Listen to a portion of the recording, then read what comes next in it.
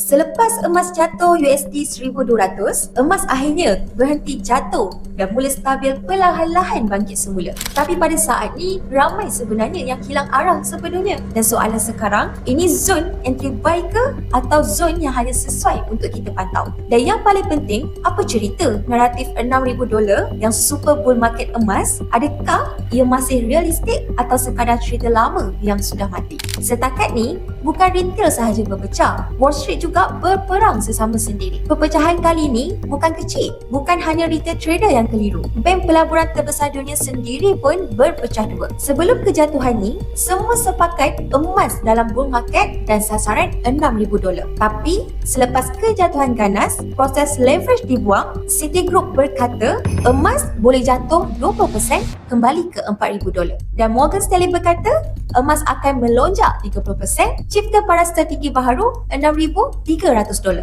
Jadi lepas ni, retail patut ikut siapa bila perpecahan sebesar ini berlaku? Ketika harga emas masih bergelut untuk bangkit, Citigroup melepaskan amaran paling berat dalam kitaran ini. Dalam 3 tahun kebelakangan, kenaikan emas telah mencipta kira-kira $20 trilion keuntungan atas kertas kepada pelabur global. Menurut laporan terbaru Citigroup, jika pelabur yang untung hanya jual 5% sahaja bersamaan $1 trilion, ia sudah cukup untuk hapuskan seluruh permintaan emas fizikal semasa. Walaupun Citi masih mengekalkan sasaran $5,000 buat masa ni, mereka sangat berhati-hati untuk 2026 separuh kedua dan malah menjangkakan emas akan runtuh semula ke $4,000 pada tahun 2027. Kenapa Citi begitu pesimistik? Ujar Citi ringkas. Pertama, risiko geopolitik akan reda pada 2026. Kedua, ekonomi Amerika capai soft landing. Ketiga, kebebasan Fed disahkan semula. Dan keempat, maka pelabur ambil untung besar-besaran. Tapi dekat sinilah saya berbeza pandangan sebab Citigroup terlalu memandang rendah pada Trump.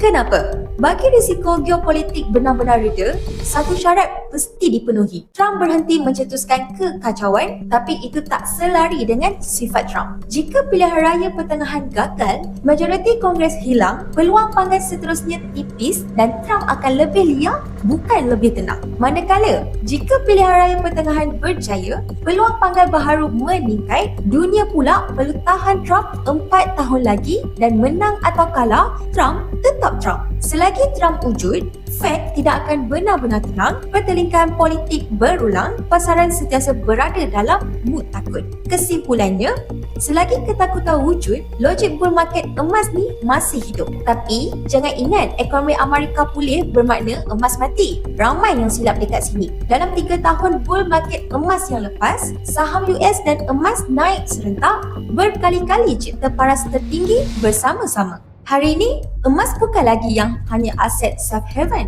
Namun kitaran dolar lemah membawa kesan baik untuk ekonomi US, saham dan emas. Ditambah pula dengan Trump yang gemar mencipta kejutan, emas mendapat bahan api tambahan. Jika ikut data keras semata-mata, emas tak ada penggunaan industri besar, tak ada kadar konsumsi seperti perak, harga bergantung kepada pasaran spot and futures. Secara objektif, emas sepatutnya tak naik, tapi ia naik adalah disebabkan manusia mempercayai sejak ribuan tahun. Sepanjang sejarah, banyak pengganti emas muncul seperti mata wang fiat, belian, stablecoin dan bitcoin. Tapi semua gagal.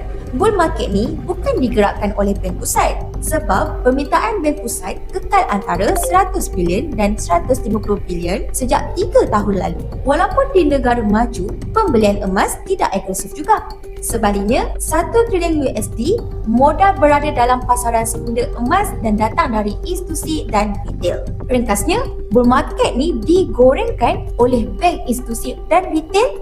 Bank pusat hanya sekadar pemerhati. Apabila margin dinaikkan, retail runtuh dulu, volatilitas tinggi, risiko flash crash sentiasa ada. Contohnya, kejatuhan 1,200 USD adalah amaran yang jelas. Namun, Morgan Stanley mengambil posisi bertentangan dengan Citi. Mereka berkata, kejatuhan ini bukan perubahan struktur. Ia hanyalah pembersihan leverage akibat margin naik. Pencetus utama adalah CME naikkan margin, posisi buy terlalu sesak, Dana besar dipaksa tutup posisi, Trump pilih watch menyebabkan dolar kuat seketika. Ketika strategi logam mereka, Gregory Blanc berkata, kami kekal yakin dengan trend naik emas dalam jangka sederhana.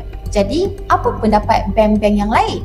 Deutsche Bank sasaran kekal $6,000. Goldman Sachs, ini cuma market correction. Majoriti bank besar, structure bull market masih utuh. Kenapa? Trump tidak pernah mengecewakan dalam mencipta ketidakstabilan. Dalam pegang kedua Trump, kerajaan-kerajaan sudah 2 kali shutdown dan ini shutdown kedua dalam 6 bulan. Kali ini, Jabatan Buruh tutup, data NFP ditangguh tanpa tarikh. Masalahnya, Fed sangat bergantung pada NFP. Tanpa data, Fed sukar potong kadar. Powell hampir tamat tempoh dan tekanan politik makin tinggi. Ini melabatkan pemulihan emas jangka pendek tapi tidak merosakkan struktur besar. Dolar Amerika berada dalam dilema. Jika dolar kuat, seluruh hutang US meletup menyebabkan ekonomi runtuh. Sebab tu, dolar hanya boleh lemah dalam jangka panjang dan itulah sebab emas dibeli tanpa henti. Menurut Bloomberg, Asia sedang membanjiri emas ETF. Hanya Januari sahaja 7.1 bilion USD aliran masuk dan beberapa ETF cipta rekod sejarah. Di China, satu ETF emas tarik 1.9 bilion USD dan ETF perak jadi terlalu panas digantung dagangan. Bukan retail sahaja, pengurus aset mula beli saham nombor emas mencari pulangan lebih agresif. Menurut World Gold Council, pada 2025, permintaan emas global lebih daripada 5,000 tan. Permintaan pelaburan lebih daripada perhiasan. ETF emas naik 801 tan, jongkong and shilling pelaburan mencecahkan 1,374 tan dan cipta rekod tertinggi dalam 12 tahun. Bank pusat masih beli, tapi bukan lagi pemain utama. Kini, pelabur menentukan nasib emas. Kesimpulannya, kejatuhan ni tidak memusnahkan bull market. Ia adalah correction sebelum sambungan trend. Tapi, volatility masih tinggi. Option emas masih mahal dan paras $5,000 adalah pintu hidup mati bull market. Strateginya adalah jangan kejar, tunggu pullback dan plan dan entry dengan disiplin. Emas kini kembali ke paras 5,000. Jika ia menebusi, sasaran seterusnya adalah 5,200. Walau bagaimanapun, ini hanyalah perkongsian peribadi, bukan nasihat pelaburan. Trading ada risiko, gunakan proper risk management dan set PE. Subscribe dan aktifkan loceng. Jumpa anda di video seterusnya.